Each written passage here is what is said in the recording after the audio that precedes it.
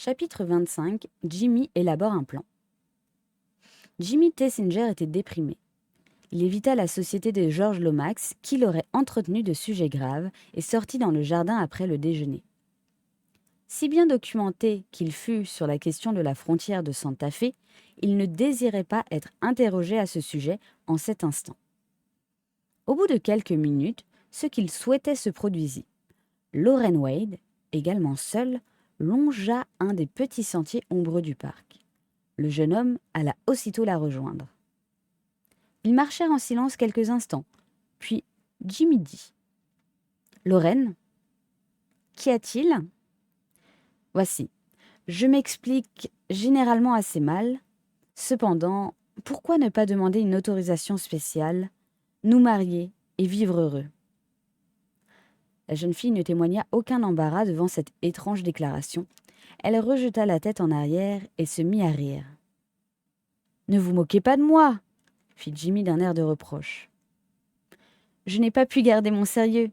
Vous étiez si amusant. »« Lorraine, vous êtes un petit démon. »« Pas du tout. Je suis ce que l'on est convenu d'appeler une charmante jeune fille. » Pour ceux qui ne vous connaissent pas et que trompe votre aspect de douceur et votre attitude réservée. Comme vous parlez bien. Lorraine, chérie, ne plaisantez pas. Voulez-vous de moi ou n'en voulez-vous pas ? Le visage de la jeune fille devint grave et prit l'expression volontaire qu'il avait parfois.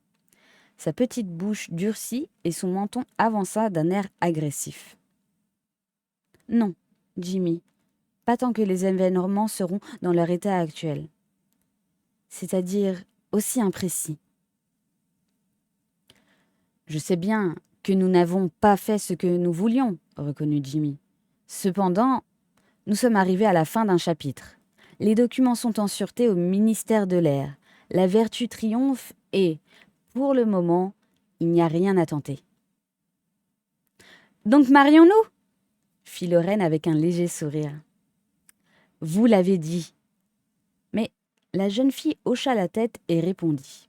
« Non, Jimmy, attendons que cette affaire soit terminée et que nous soyons en sûreté. » « Alors, vous croyez que nous sommes en danger ? Et vous ? » Le séraphique visage de Jimmy s'assombrit et il dit enfin.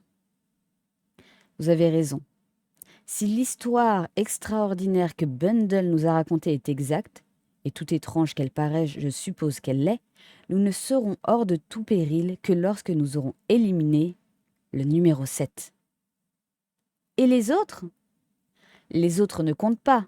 C'est le numéro 7 et ses méthodes qui m'inquiètent, parce que je ne sais ni qui il est, ni où je dois le chercher. » Lorraine se mit à trembler.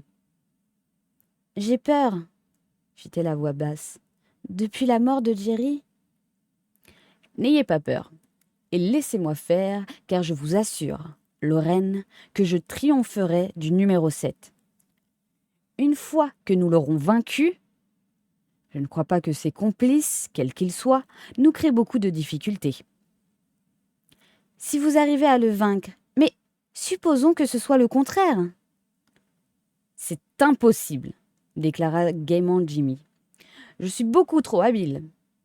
Il est toujours utile d'avoir bonne opinion de soi. » « Quand je pense à ce qu'il aurait pu se produire hier soir, » murmura Lorraine.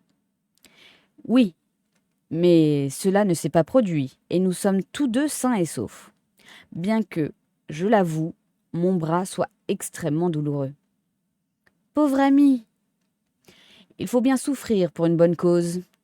D'ailleurs, ma blessure et mon intéressante conversation ont complètement conquis Lady Coute. »« Ah, estimez-vous que cela ait quelque importance ? » ?»« Ce ne sera peut-être pas inutile. »« Vous avez un plan, Jimmy. Quel est-il ? » ?»« Le jeune héros ne raconte jamais ses projets, » répondit Tessinger avec fermeté. Ils mûrissent dans l'obscurité. « Vous êtes stupide. » »« Je sais.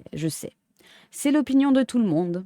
Cependant, je vous assure, Lorraine, que mon intelligence travaille beaucoup. Et vous, Que comptez-vous faire ? Bundle m'a proposé d'aller passer quelque temps avec elle à Chimney. Parfait, approuva Jimmy. Rien ne saurait être meilleur, car j'aimerais que Bundle soit un peu surveillée.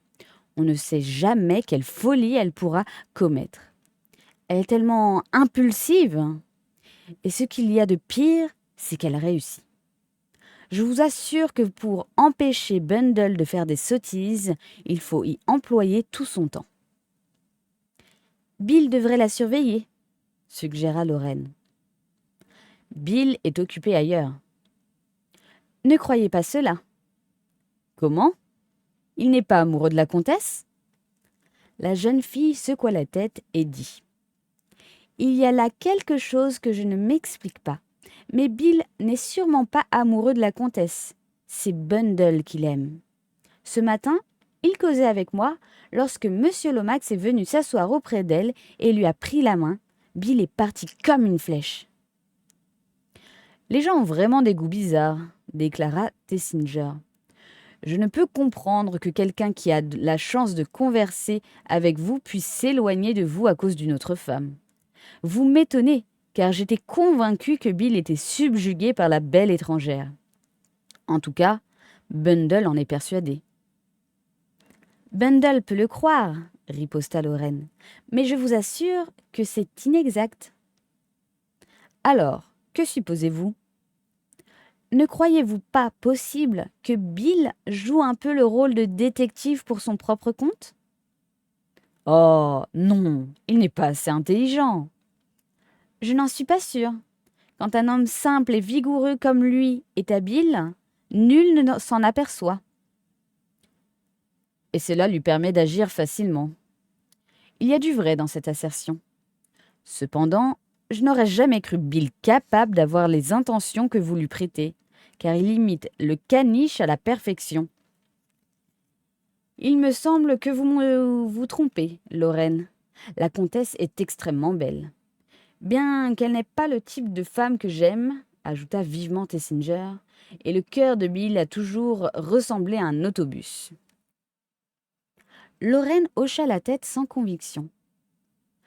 Comme vous voudrez, dit Jimmy.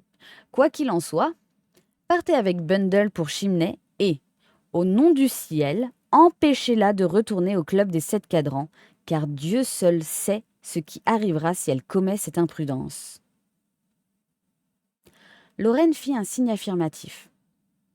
Et maintenant, reprit Tessinger, il me semble que nous devrions aller vers Lady Cote. Celle-ci était étendue dans un fauteuil de jardin et faisait de la tapisserie. Son dessin représentait une jeune femme languissante et quelque peu déformée qui pleurait en s'appuyant contre une urne. Lady Cote fit asseoir Jimmy auprès d'elle et le jeune homme, plein de tact, commença par admirer son ouvrage. « Il vous plaît ?» fit Lady Cote, manifestement flattée. « C'est ma tante Céline qui l'avait commencé, 1 semaine avant sa mort. Elle avait un cancer au foie, la pauvre femme. »« C'est épouvantable !» dit Jimmy. « Et votre bras ?»« Il est moins douloureux. Cependant, ma blessure me gêne. »« Il faudra que vous soyez prudent, » dit Lady Cote, qui tenait à lui donner un avertissement. « J'ai connu des cas d'empoisonnement du sang et vous pourriez perdre le bras. »« Oh, j'espère que non. »« C'est un simple conseil, » fit-elle remarquer. « Où demeurez-vous en ce moment ?» demanda Tessinger. Il le savait fort bien, mais cependant il parvint à poser cette question avec un air d'ingénuité parfait. Lady Cote soupira. Sir Oswald a loué la propriété du duc d'Alton, Letterbury. La connaissez-vous ? Certainement, elle est superbe. Vous trouvez ? Elle est extrêmement vaste et sombre. Il y a 2 rangées de portraits de famille à l'air grave. Les tableaux des vieux maîtres sont toujours très tristes, à mon avis. Vous auriez dû visiter notre petite maison du Yorkshire, monsieur Tessinger, à l'époque où Sir Oswald n'était encore que Mr. Cote. Nous y avions un charmant vestibule et un salon très gai avec un enfoncement. Le papier était blanc à raies satinées avec une frise de glycine. La salle à manger faisait face au nord-est, de sorte qu'il n'y avait pas beaucoup de soleil, mais avec un beau papier rouge et quelques caricatures aux teintes vives, elle était extrêmement hospitalière. Très émue par ces réminiscences, Lady Coot laissa tomber plusieurs petits pelotons de laine que Jimmy s'empressa de ramasser. « Merci, mon enfant, reprit-elle. Que disais-je donc? Ah oui, que j'aimais les maisons gaies. Et puis, choisir un mobilier est toujours amusant. Je suppose que Sir Oswald ne tardera pas à achever une propriété et vous pourrez l'aménager comme vous voudrez. Lady Coot secoua tristement la tête.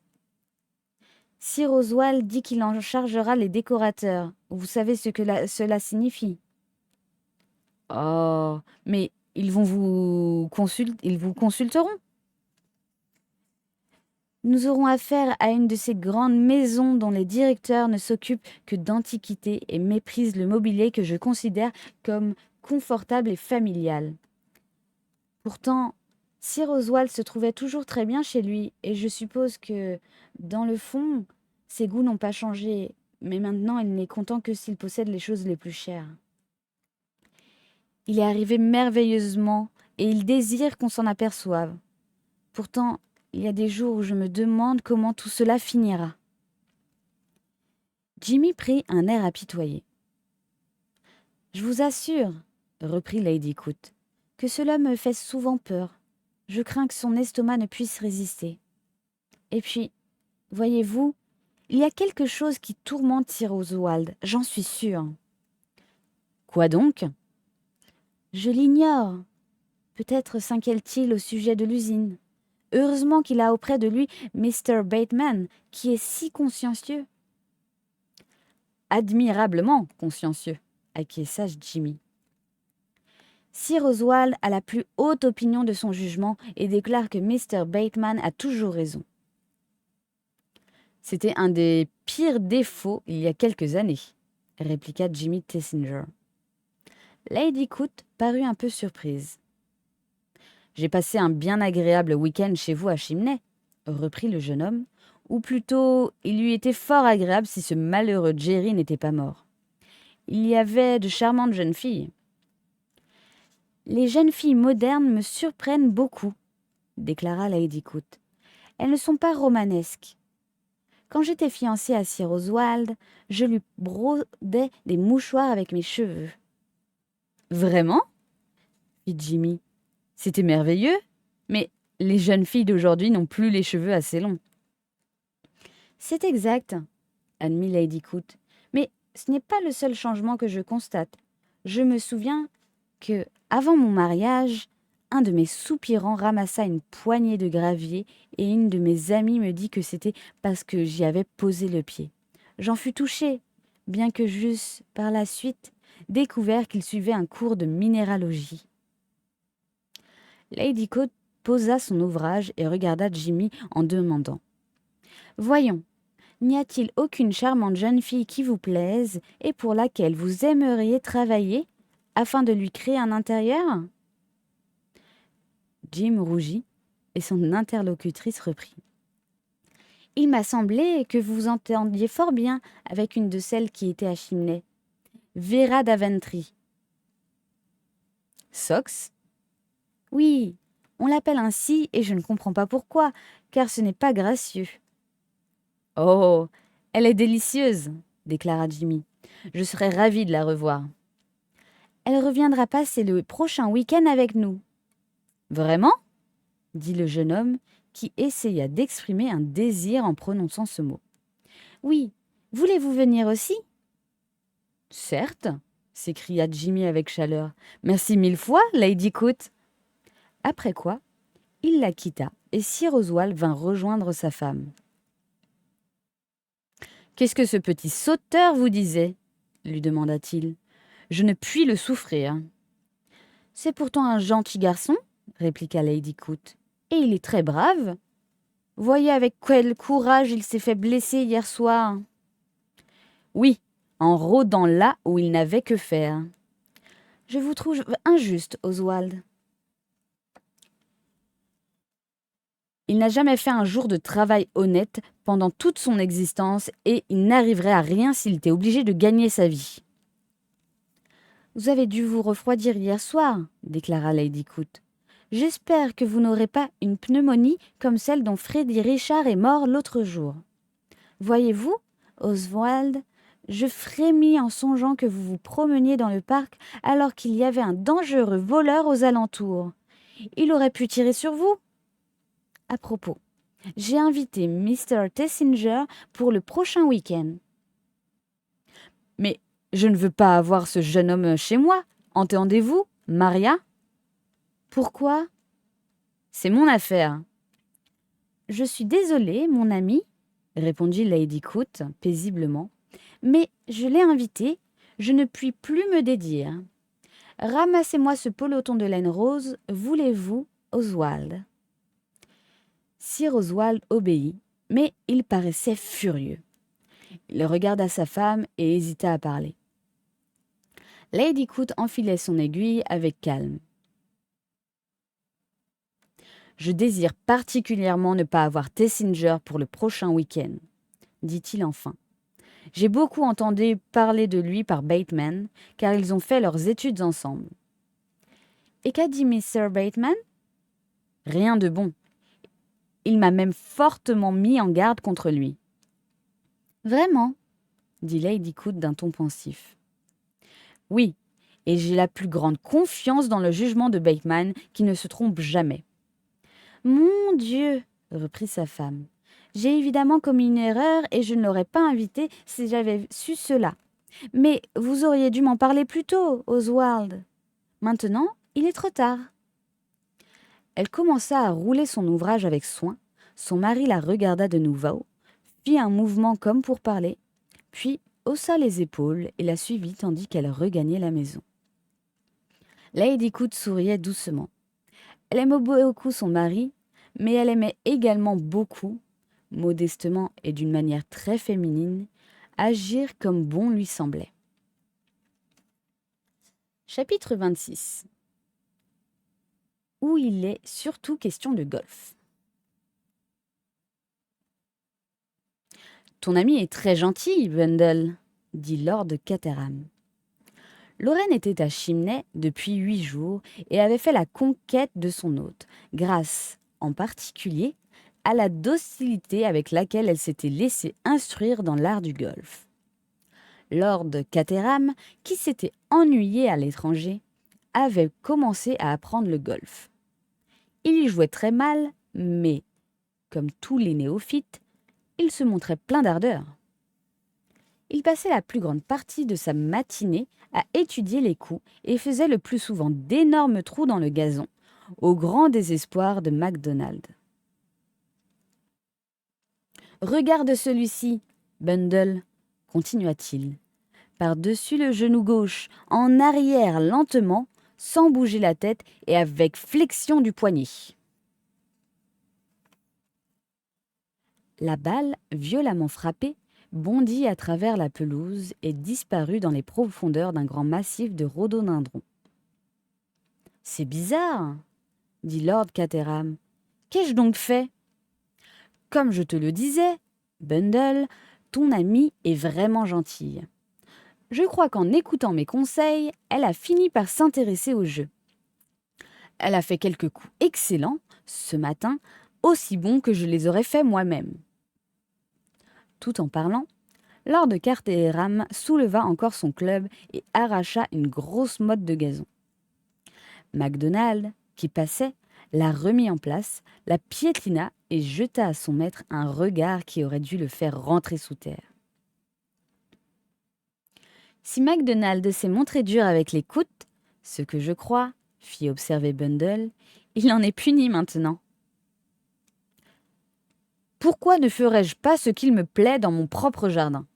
interrogea son père. « D'ailleurs, MacDonald devrait s'intéresser au golf car c'est un sport très répandu en Écosse. Quant au Coot, Sir Oswald ne joue pas mal du tout, bien qu'avec trop de raideur. Du reste, Il déclare que le golf ne l'intéresse pas en lui-même et qu'il n'y voit qu'un moyen de faire de l'exercice. Il n'en est pas ainsi de son secrétaire Bateman, pour lequel la technique seule compte. L'autre jour, je réussissais mal un mouvement et il m'a expliqué que cela provenait de ce que je me servais trop de mon bras droit. Il m'a même développé une théorie fort originale. Il prétend que, dans le jeu du golf, le bras gauche compte seul et que, comme il est gaucher, cela lui donne une supériorité. Joue-t-il donc d'une manière remarquable ? Interrogea Bundle. Non, avoua Lord Caterham. Il n'était peut-être pas en forme l'autre jour. Qu'y a-t-il, Treadwell ? Celui-ci répondit en s'adressant à Lady Eileen. Mr. Thesiger voudrait vous parler au téléphone, milady. Bundle courut vers la maison en criant « Lorraine ! Lorraine !» Miss Wade la rejoignit au moment où elle prenait le récepteur. « Allô ? C'est vous, Jimmy ? Allô ? Comment allez-vous ? Très bien. Et Lorraine ? Très bien aussi. Elle est ici. Voulez-vous lui parler ? Dans un instant. J'ai beaucoup de choses à vous dire. Tout d'abord, je vais chez les Coutes pour le week-end. Dites-moi, Bundle, savez-vous où l'on peut acheter des fausses clés ? Je n'en ai pas la moindre idée, mais est-il nécessaire que vous emportiez des fausses clés chez les Coutes ? Cela pourrait m'être utile. Alors, adressez-vous à un aimable cambrioleur et demandez-lui de vous renseigner. Oui, mais je n'en connais pas. Il faudra que je m'en rapporte, comme d'habitude, à l'ingéniosité de Stevens. Seulement, il finira par avoir d'étranges soupçons à mon sujet. Je lui ai fait acheter un revolver, maintenant de fausses clés. Jimmy, vous ferez attention, n'est-ce pas ? Car si Sir Oswald vous voyait rôder dans sa maison, je crois qu'il pourrait se montrer assez désagréable envers vous. Soyez tranquille. D'ailleurs, c'est de Pongo que je me méfie. On ne l'entend jamais marcher et il est toujours là où il n'a que faire. Mais ayez confiance en moi. Je regrette de ne pas être là avec Lorraine pour veiller sur vous. Merci. Du reste, j'ai un plan. Ne croyez-vous pas que vous pourriez, Lorraine et vous, avoir une panne de moteur demain matin près de Latterbury ? Ce n'est pas très loin de chez vous, n'est-ce pas ? Une 60aine de kilomètres, ce n'est rien. J'étais sûre que vous penseriez ainsi.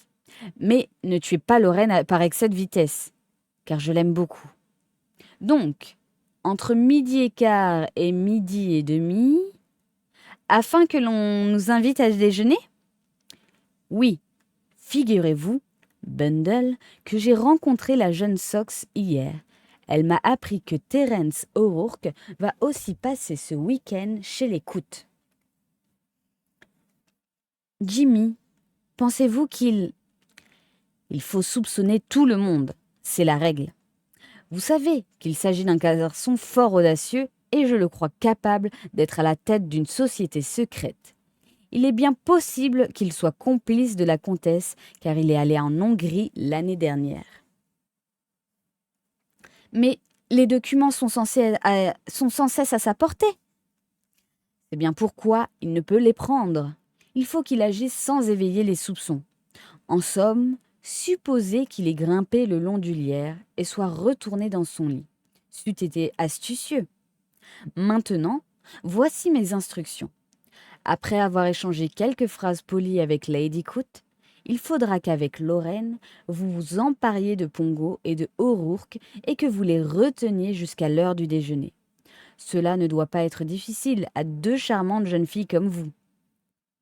Oh, vous employez les grands moyens ?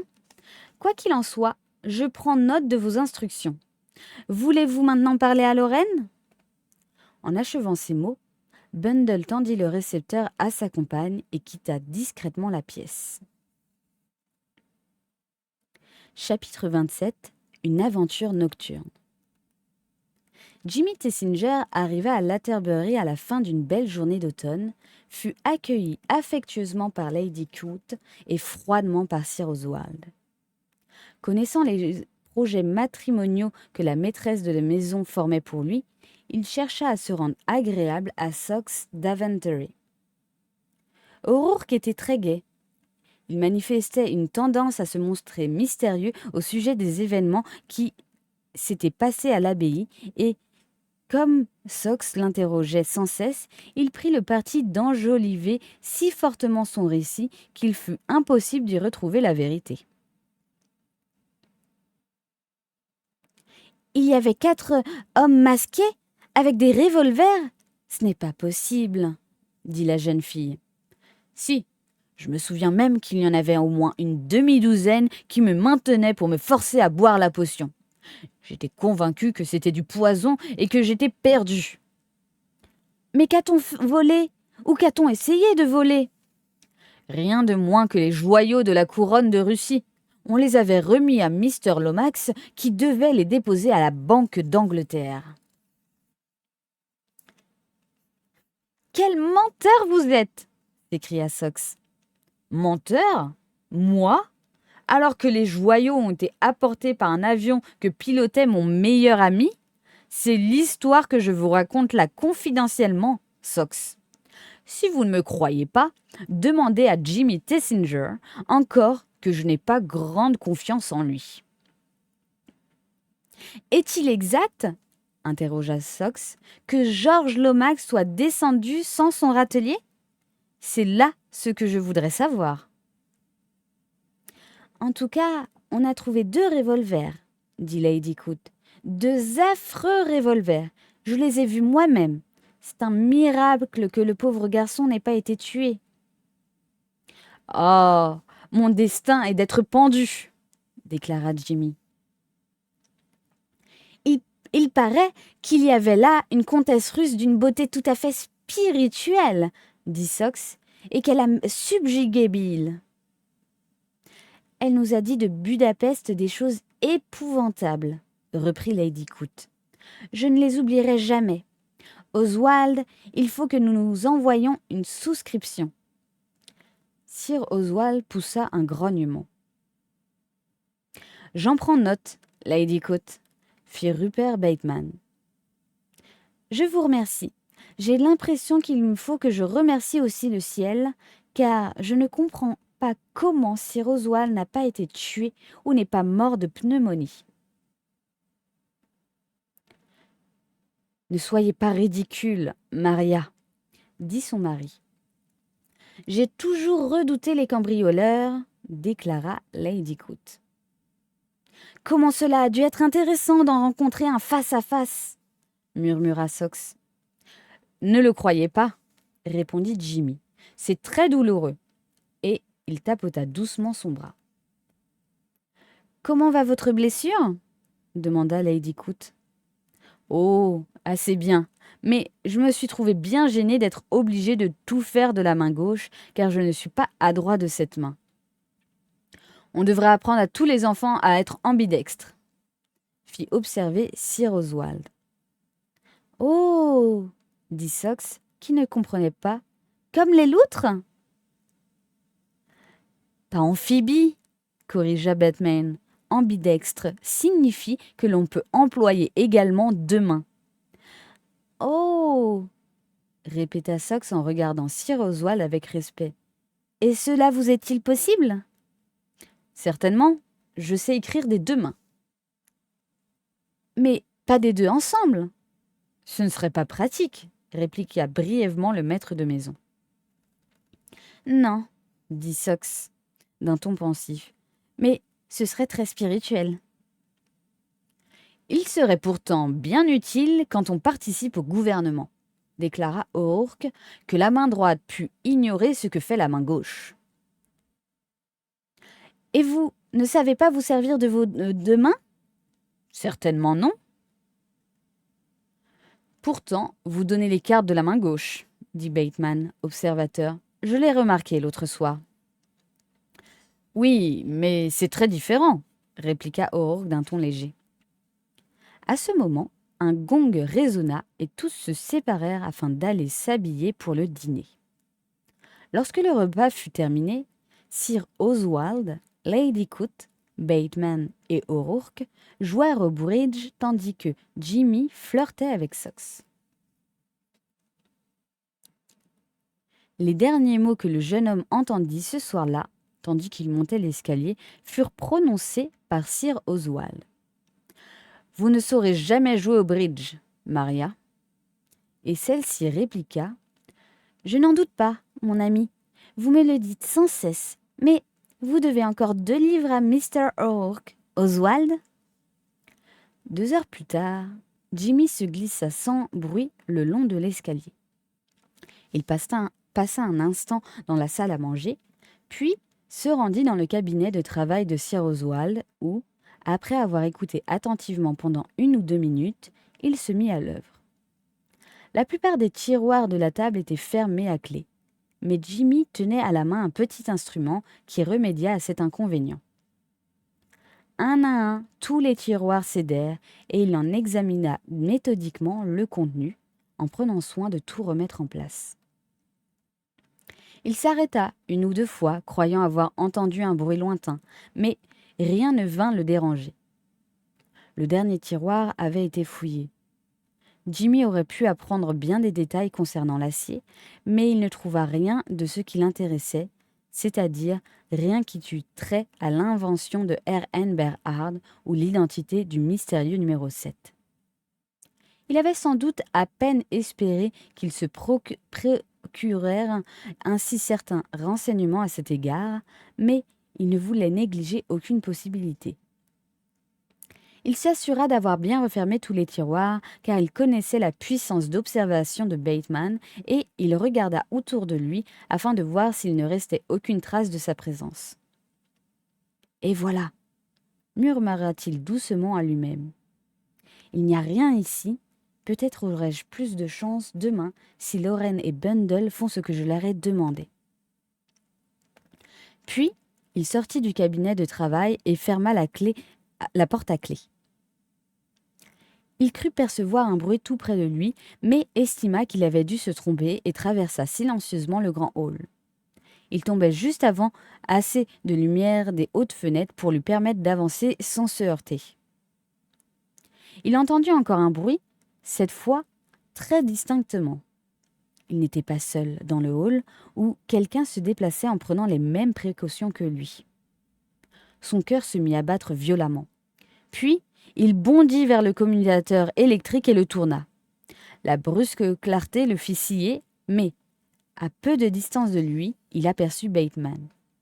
« Grand Dieu, Pongo, tu m'as fait peur !»« J'ai entendu du bruit, » expliqua Bateman avec sévérité. « J'ai cru que des cambrioleurs s'étaient introduits dans la maison et je suis venu voir. » Jimmy regarde d'un air pensif les souliers à semelles de caoutchouc de son ancien condisciple et déclara : « Tu penses à tout, Pongo. Tu es même armé. » Et il montra du doigt la poche gonflée de Bateman. « Il est bon de l'être, » déclara celui-ci, « car on ne sait jamais qui on peut rencontrer. Je suis content que tu n'aies pas tiré, car je commence à en avoir assez de servir de cible. Cela aurait pu arriver. Mais tu aurais été dans ton tort, riposta Jimmy, car il faut être absolument sûr qu'il s'agit d'un voleur avant de faire feu sur quelqu'un. Si tu avais commis cette imprudence, tu serais obligé d'expliquer pourquoi tu as tué un invité auquel on n'avait rien à reprocher. À propos, en effet, que fais-tu ici ? J'avais faim, déclara Jimmy, et je suis venu chercher des biscuits secs. Mais il y a une boîte près de ton lit, répliqua Bateman, qui examinait Jimmy attentivement à travers ses lunettes cerclées d'écailles. Tu te trompes, mon vieux. Il y a bien une boîte sur laquelle sont tracés ces mots « biscuits pour hôte affamé », mais quand l'hôte l'a ouverte, elle était vide. Voilà pourquoi je suis descendu jusqu'à la salle à manger. Et avec son sourire ingénu, Jimmy prit une poignée de biscuits dans la poche de sa robe de chambre. Il y eut un moment de silence. « Maintenant, je crois que je vais retourner me coucher, » déclara Tessinger. Bonsoir, Pongo. Et il monta l'escalier d'un air nonchalant. Bateman le suivit. Arrivé devant sa porte, Jimmy se retourna comme pour souhaiter encore une bonne nuit au secrétaire qui déclara. Ce que tu m'as dit au sujet des biscuits est étrange. Me permets-tu? Certainement, mon cher, vérifie toi-même. Bateman traversa la pièce, ouvrit la boîte, constata qu'elle était vide et murmura. C'est un oubli. Bonsoir. Puis il se retira. Jimmy s'assit sur le bord de son lit, écouta un instant et murmura à lui-même. Je l'ai échappé belle. Pongo est un être méfiant qui ne dort jamais. C'est une bien mauvaise habitude qu'il a de se promener ainsi armé d'un revolver. Il se leva et ouvrit un des tiroirs de sa commode. Une pile de biscuits s'élevait sous un assortiment de cravates. Il va falloir que je les mange tous, pensa Jimmy, car je parie 9 contre 1 que Pongo viendra faire une perquisition ici dans la matinée. Puis, il poussa un soupir et s'attabla devant un repas dont il n'avait aucune envie. Chapitre 28. Soupçon. Il était juste midi lorsque Bundle et Lorraine pénétrèrent dans le parc après avoir laissé l'Hispano dans un proche garage. Lady Coot accueillit les deux jeunes filles avec surprise, mais aussi avec plaisir et les pria immédiatement de rester à déjeuner. O'Rourke, qui était étendu dans un immense fauteuil, commença à parler à Lorraine, qui écoutait d'une oreille les explications techniques que donnait Bundle au sujet de l'accident arrivé à sa voiture. « Nous avons pensé que c'était une chance de nous trouver si près d'ici, » déclara-t-elle enfin. « Où est donc Mr. Tessinger ?» demanda Lady Coot. « Dans la salle de billard, je crois, » dit Sox. « Je vais le chercher. » Elle partit et, presque aussitôt, Bateman parut en disant « Tessinger m'a dit que vous me demandiez, Lady Coot. »« Oh, comment vous portez-vous, Lady Eileen ?» Lorraine prit immédiatement l'offensive en s'écriant « Ah, Monsieur Bateman, je désirais beaucoup vous voir. N'est-ce pas vous qui m'avez parlé d'un remède pour un chien qui se blesse souvent aux pattes ?» Le secrétaire secoua négativement la tête. « Non, ce n'est pas moi. Mais il se trouve que je sais. »« Vous êtes merveilleux !» s'écria Lorraine. « Vous savez tout. »« Il faut bien se tenir au courant de la science moderne, » reprit Bateman d'un ton sérieux. « En ce qui concerne les pattes de votre chien, » Terence O'Rourke murmura à l'oreille de Bundle. « C'est sûrement un homme comme lui qui écrit dans les journaux hebdomadaires des phrases comme celle-là. On ignore généralement que vous gardez brillante une garniture de cheminée, etc. Ou bien, le scarabée est un des insectes aux mœurs les plus curieuses. Ou encore, les coutumes matrimoniales chez les Indiens, etc. La jeune fille sourit et dit à Lady Coot. « Je vois que vous avez un clock golf. Voulez-vous y jouer, Lady Eileen ?» demanda O'Rourke. « Lançons un défi à 2 autres personnes. Lorraine, Mr. O'Rourke et moi, nous jouerons contre vous et Mr. Bateman. »«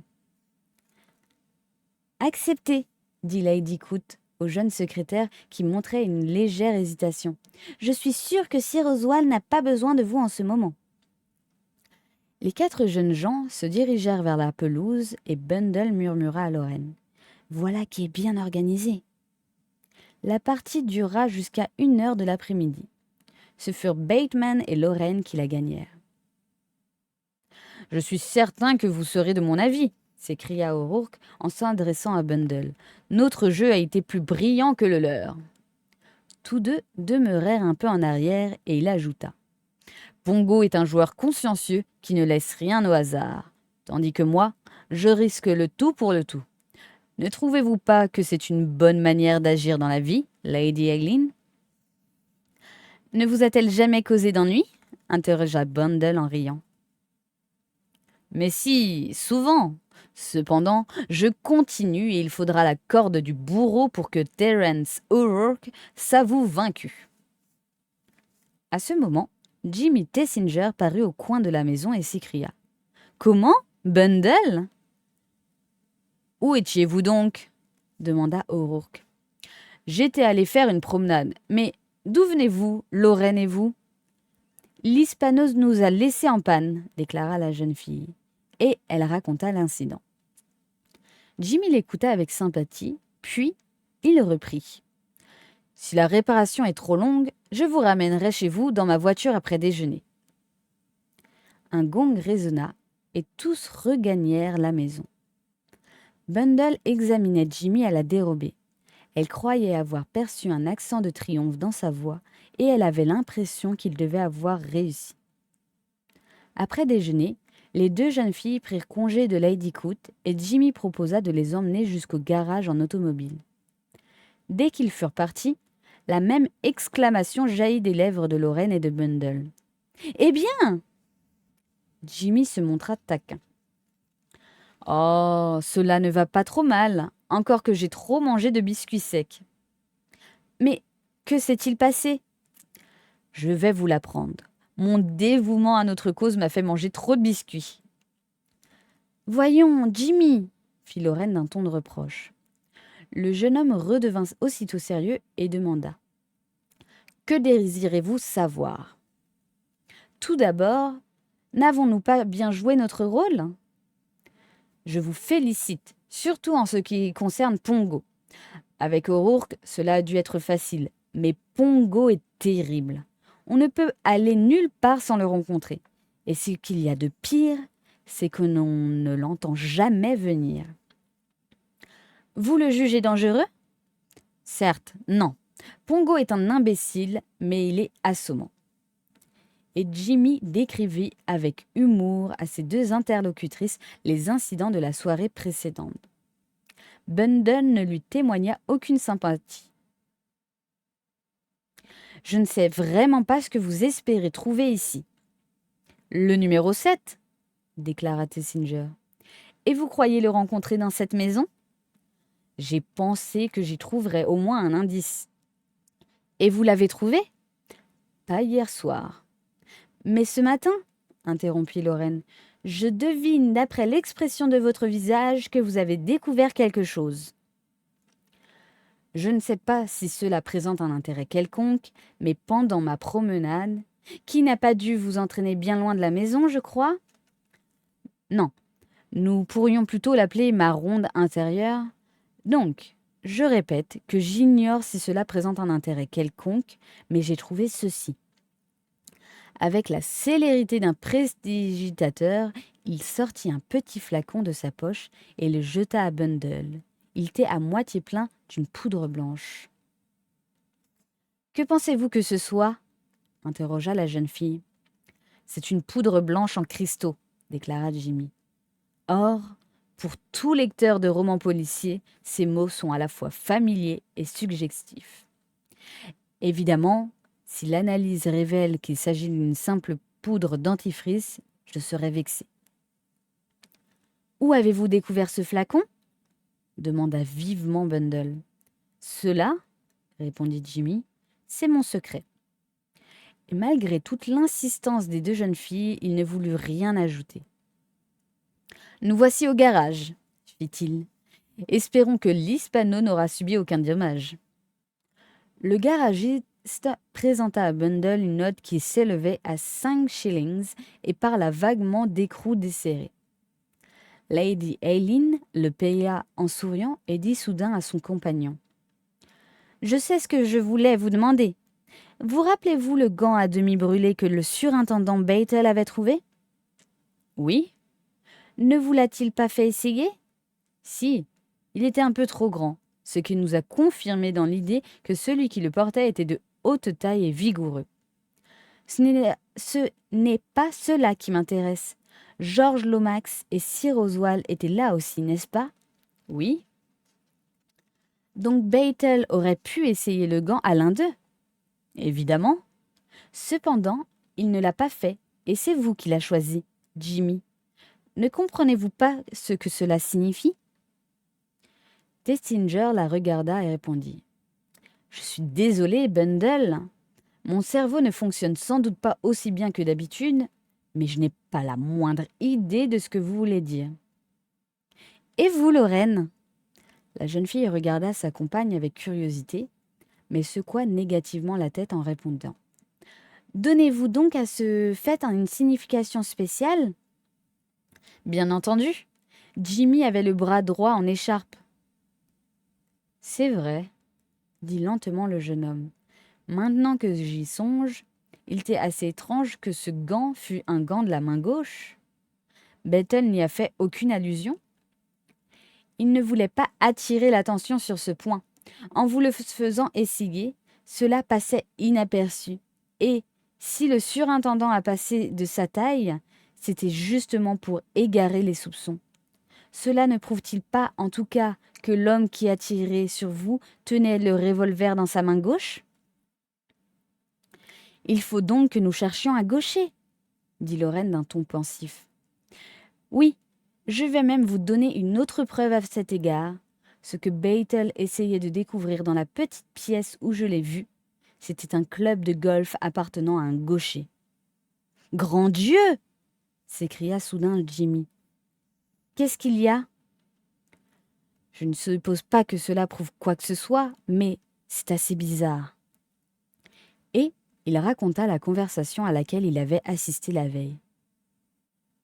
Ainsi, Sir Oswald Coate est ambidextre, interrogea Bundle. Oui, et je me souviens que le soir où Jerry Wade est mort à Chimney, je regardais le bridge et je trouvais que quelqu'un donnait bien maladroitement les cartes, lorsque je me suis aperçu qu'il devait être gaucher. Évidemment, ce devait être Sir Oswald. Tous trois se regardèrent. Lorraine secoua la tête. Un homme comme Sir Oswald Coate, c'est impossible. Que pourrait-il gagner à être le chef d'une société secrète? Cela paraît absurde, fit Jimmy. Et pourtant, le numéro 7 a des méthodes de travail bien à lui, dit doucement Bundle. Si c'était de cette façon que Sir Oswald avait fait sa fortune. Mais pourquoi aurait-il préparé toute une comédie à l'abbaye alors qu'il eut les documents dans son usine à un certain moment? On pourrait expliquer cela par le même argument que celui que vous donniez au sujet de Mr. O'Rourke. Il fallait détourner les soupçons. Bundle fit un signe affirmatif. Tout concorde. On devait suspecter tout naturellement Bower et la comtesse. Qui aurait jamais songé à incriminer Sir Oswald Coate? Je me demande si Bethel n'y songe pas, fit Jimmy d'un ton pensif. Un souvenir jaillit dans la mémoire de Bundle, et elle revit le surintendant Bethel enlevant une feuille de lierre du veston du millionnaire. Bethel avait-il, dès le début, soupçonné ce dernier? Chapitre 29. L'étrange conduite de George Lomax. Votre Seigneurie, Mr. Lomax est là. Lord Caterham sursauta violemment, car il était tellement absorbé par l'étude du mouvement de son poignet gauche qu'il n'avait pas entendu approcher le maître d'hôtel sur le gazon. Il regarda Treadwell avec peine plutôt qu'avec colère en murmurant. « Je vous avais prévenu, ce matin, que je serais particulièrement occupé. »« Oui, votre Seigneurie, mais... » Allez dire à Mr. Lomax que vous avez commis une erreur, que je suis sorti ou encore que j'ai la goutte, ou, si les autres excuses sont insuffisantes, que je suis mort. Mais Mr. Lomax a aperçu votre seigneurie tandis que la voiture longeait l'avenue. Lord Caterham soupira profondément. Évidemment. Fort bien, Treadwell. Je viens. Il était dans la nature de Lord Caterham de se montrer particulièrement aimable lorsqu'il éprouvait justement des sentiments tout différents. Aussi reçut-il George Lomax avec une cordialité parfaite. Mon cher ami, je suis ravi de vous voir, absolument ravi. Voulez-vous vous rafraîchir? Il poussa Lomax dans un grand fauteuil et s'assit en face de lui. Je voudrais avoir un entretien particulier avec vous, dit George. Oh, murmura faiblement lord Caterham, dont le cœur se serra, tandis que son esprit évoquait rapidement toutes les possibilités désagréables qui se cachaient peut-être derrière cette simple phrase. Un entretien très particulier, répéta George avec force. Le cœur de lord Caterham se serra de plus en plus, car il eut l'impression que ce qu'il attendait était pire que tout ce qu'il avait pu imaginer. « Vraiment » dit-il d'un air faussement calme. « Aileen est-elle ici » Le vieillard éprouva un sentiment de soulagement, mais aussi de surprise. « Oui, oui, répondit-il. Bundle est ici, ainsi que son amie, la petite Wade, qui est très gentille, tout à fait gentille. Elle jouera bien au golf plus tard, car elle a des mouvements très souples. » Lomax l'interrompit. « Je suis ravi qu'Aileen soit ici. Peut-être pourrais-je lui parler tout à l'heure. »« Certainement, certainement, mon cher ami. » Lord Caterham était de plus en plus étonné, mais aussi soulagé. « Si toutefois cela ne vous ennuie pas. »« Rien ne pourrait m'ennuyer moins, répondit Lomax. Je crois, Caterham, que vous ne vous rendez pas compte qu'Aileen n'est plus une enfant. C'est une femme et, qui plus est, une femme charmante et pleine de talent. L'homme qui saura conquérir son affection sera un heureux mortel. Je le répète, un heureux mortel. Sans doute, dit lord Caterham. Pourtant, elle est bien agitée. Elle ne reste jamais en place plus de 2 minutes. Il est vrai que, de nos jours, les jeunes gens ne voient pas de mal à cela. Vous voulez dire qu'elle n'aime pas demeurer inutile. Aileen a un esprit très vif, Caterham, et elle est ambitieuse. Elle s'intéresse aux problèmes actuels et les examine avec sa jeune et lucide intelligence. Lord Caterham le regarda. Il lui parut que ce que l'on appelait la tension de la vie moderne se faisait sentir sur Lomax, car la description qu'il faisait de Bundle ne paraissait certainement pas très exacte. « Êtes-vous sûr que vous vous portez très bien ?» lui demanda-t-il avec intérêt. George eut un geste d'impatience et reprit. « Sans doute, Caterham, mais commencez-vous à vous rendre compte de la raison pour laquelle je suis venu vous voir ce matin ? Je ne suis pas un homme à assumer légèrement des responsabilités nouvelles et j'espère avoir un sens juste de ce que je dois à la situation dans laquelle je me trouve placé. J'ai donc sérieusement et longuement réfléchi à cette question. Un mariage, surtout à mon âge, ne doit pas être conclu à la légère. L'égalité de naissance, la similitude de goût, les convenances de tout genre et la même foi religieuse sont des choses nécessaires dont le pour et le contre doivent être pesés et examinés. Je crois pouvoir offrir à ma femme une situation sociale qui n'est pas à dédaigner, mais Aileen saura en remplir admirablement les obligations. Par sa naissance et par son éducation, elle y est toute destinée, et son intelligence, son sens précis de la politique ne pourront qu'aider ma carrière, ce qui nous sera profitable à tous deux. Je me rends compte, Caterham, qu'il y a une légère disproportion d'âge entre nous, mais je puis vous assurer que je me sens plein de vigueur, plein de force. Il est bon qu'un mari soit de plusieurs années l'aîné de sa femme. D'ailleurs, Aileen a des goûts sérieux et un homme de mon âge lui conviendra mieux qu'un jeune étourneau qui n'a ni expérience ni savoir-faire. Je vous affirme, Caterham, que je chérirai son exquise jeunesse. Je la chérirai et je l'apprécierai. Voir s'épanouir la belle fleur de son intelligence, quel privilège! Et dire que je ne m'étais jamais rendu compte. Il secoua la tête d'un air navré, et Lord Caterham, qui avait grand-peine à retrouver la parole, dit brusquement: Dois-je comprendre? Voyons, mon cher ami, vous ne pouvez songer à épouser Bundle. Vous êtes étonné? Évidemment, ma décision vous semble un peu brusque, mais vous me donnez l'autorisation de lui parler, n'est-ce pas? Certainement, répondit Lord Caterham. Si c'est une permission que vous voulez, je vous la donne. Certainement. Cependant, Lomax, à votre place, je n'en ferai rien. Rentrez chez vous et réfléchissez encore. Comptez jusqu'à 20 ou faites quelque chose comme cela. Il est toujours lamentable de se rendre ridicule. Je suppose que vos paroles sont dictées par un bon sentiment, Caterham, bien que vous vous exprimiez d'une manière assez étrange. Cependant, je me suis décidé à tenter ma chance. Alors, je puis voir Aileen? Oh, cela ne me regarde en aucune façon, répondit Lord Caterham. Bundle arrange ses affaires comme elle le veut. Si elle venait me dire demain qu'elle va épouser le chauffeur, je ne ferais aucune objection. C'est la seule manière d'agir de nos jours, car les enfants peuvent vous rendre la vie supérieurement désagréable, si vous ne leur cédez pas en tout. Je dis à Bundle, fais ce que tu voudras, mais ne m'ennuie pas, et ensemble, elle se montre assez gentille.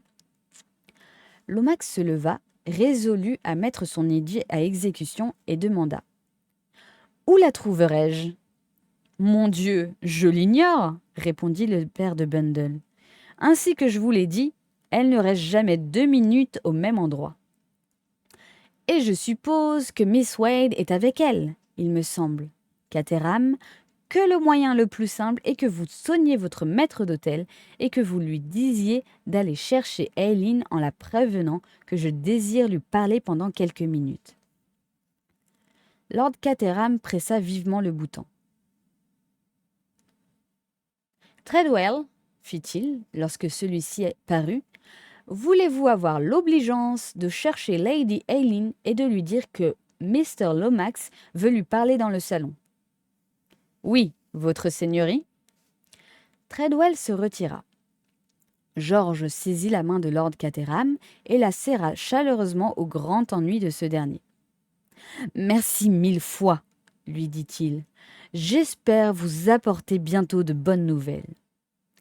Et il sortit en hâte.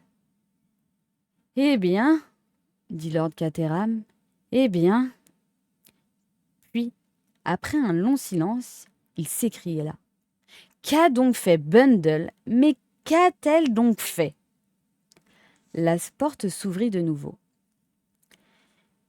Mr. Eversgley, votre seigneurie?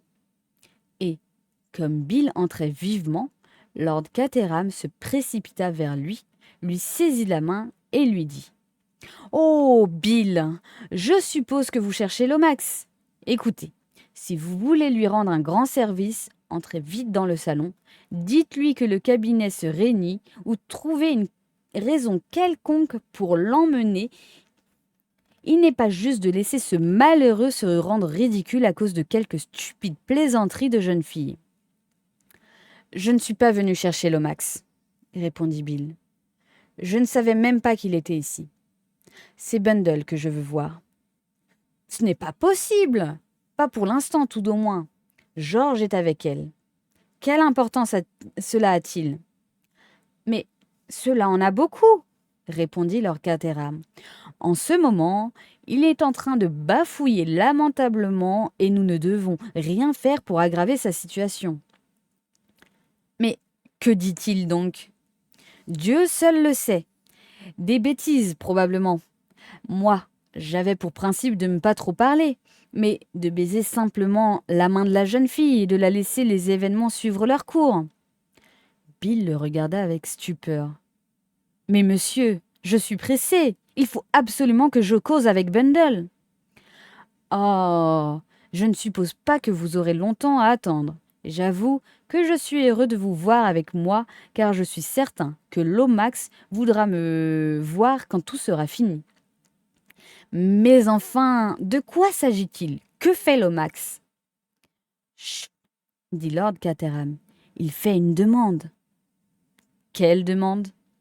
Une demande en mariage, à Bundle. Je ne sais pourquoi. Je suppose qu'il a atteint l'âge dangereux. Je ne puis m'expliquer autrement. Une demande à Bundle? Le malotru! Si vieux! Bill était devenu cramoisi. Il déclare qu'il est dans la force de l'âge, fit Lord Caterham. Lui? Mais il est complètement décrépit. Dans sa fureur, Bill s'étranglait. Pas du tout, répliqua Lord Caterham froidement. Il a 5 ans de moins que moi. Quel infernal toupet! Lomax et Bundle? Une jeune fille comme Bundle. Vous n'auriez pas dû permettre cela. Je ne m'oppose jamais à rien, répondit Lord Caterham. Vous auriez dû lui dire ce que vous en pensiez de lui. Malheureusement, la civilisation moderne s'y oppose, déclara Lord Caterham d'un ton de regret. Évidemment, à l'âge de pierre. Cependant, même à cette époque, je n'aurais pas pu, car je n'aime pas à me mêler de ce qui arrive. Bundle, Bundle! Quand je pense que je n'ai jamais osé lui demander de l'épouser parce que je savais qu'elle se moquerait de moi, et Lomax, une outre gonflée, un mercanti sans scrupules, un hypocrite, un vaniteux déloyal. Continuez, fit Lord Caterham, je m'amuse beaucoup. Mon Dieu, dit Bill d'un ton ému, il faut que je m'en aille. Non, non, ne partez pas. Je préfère que vous restiez. D'ailleurs, vous vouliez voir Bundle. Plus maintenant. Ce que vous venez de me dire m'enlève la faculté de penser à autre chose. Vous ne savez pas, par hasard, où est Jimmy Tessinger. Je crois qu'il faisait un séjour chez les Coote. Y est-il encore? Je suppose qu'il est entré en ville hier. Bundle et Lorraine sont allés chez les Coote samedi. Si seulement vous pouviez attendre.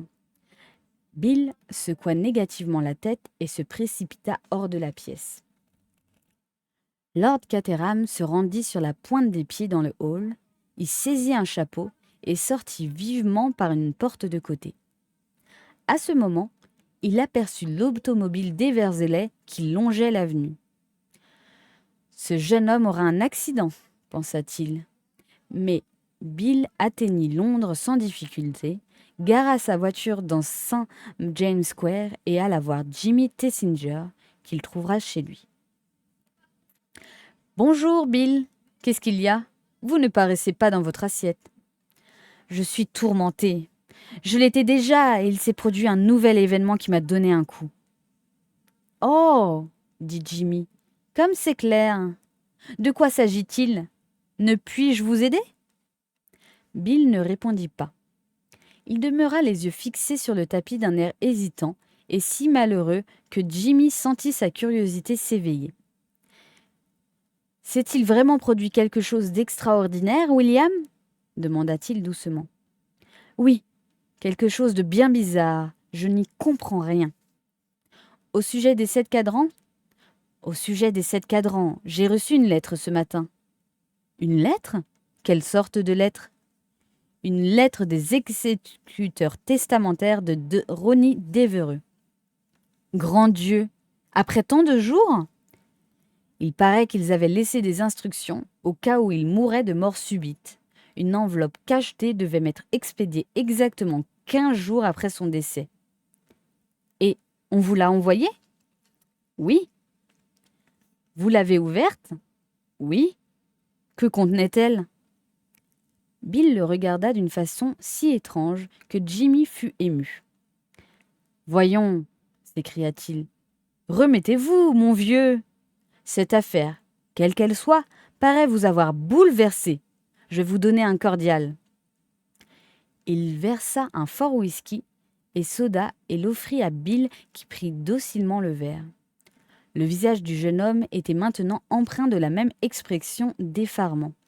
« Je ne puis croire ce que m'a appris cette lettre. »« Allons donc, riposta Jimmy. Il faut toujours s'accoutumer à croire à 6 choses impossibles avant déjeuner.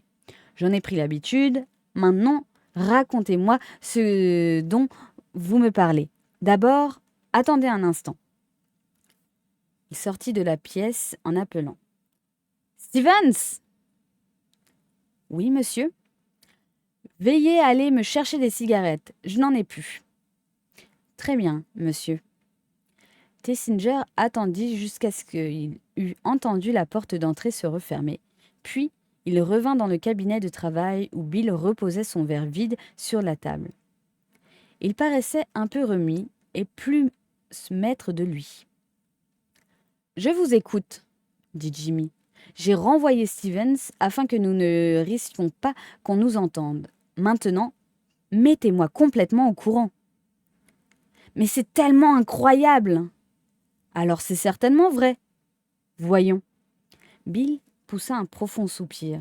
« Je vais vous le dire.